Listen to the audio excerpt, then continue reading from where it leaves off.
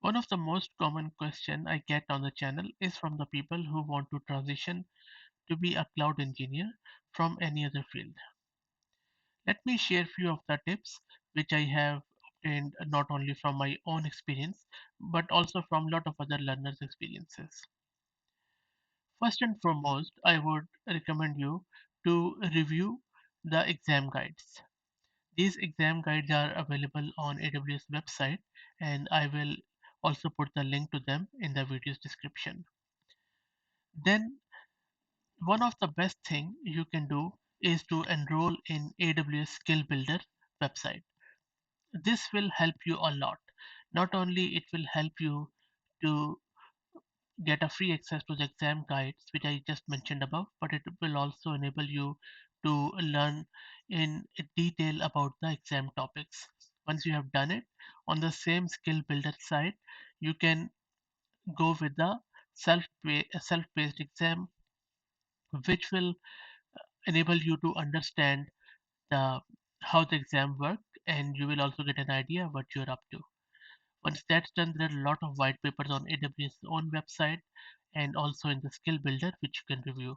I will suggest you that review them even if you're not understanding much out of them, because as you will practice and learn more about AWS, this all will make sense. Also, there are a lot of frequently asked questions about AWS services, about AWS itself, its pricing, and also about the exam. So make sure you review them, and you will find them in the AWS Skill Builder, which I mentioned in step 2. Again, in the same skill builder, you can take official practice exam, and this is very valuable because this exam will verify your exam readiness, and once you pass it, you can be sure that you are good to go for your first AWS practitioner exam, and then you can build from there. Also, in the same skill builder, you can review and learn about essential learning plan, and then you can match it with your own learning. Once that's done, then go to any search engine of your choice and then learn about the basic AWS services like EC2, S3, RDS, IAM, and how that works.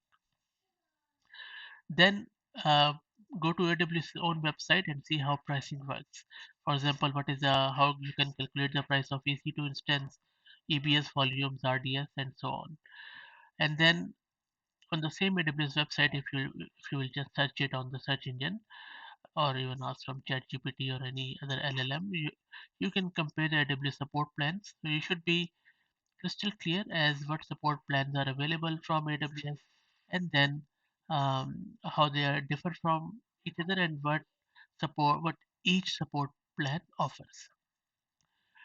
So even if you have just graduated from college or university with zero cloud knowledge, if you follow these steps, I can assure you that you'll be up and running in the cloud very soon. Best of luck with your cloud learning journey. And if you feel like it, you can even go for your AWS certification. Thank you very much.